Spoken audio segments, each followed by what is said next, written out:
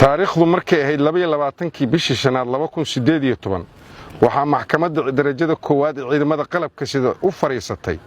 dacwad ciqaabeedkii loo haystay eedaysanayaal Farxaan Maxamed Samantar 22 jir ah ina Safiye Maxamed ku dhashay Galguduud Cabdinaasir Dhaqane Xasan 19 jir ah ina Xabiibo Maxamuud ku dhashay Gedo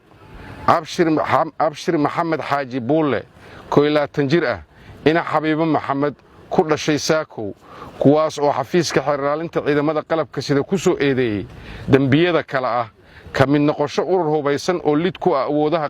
qaran dumis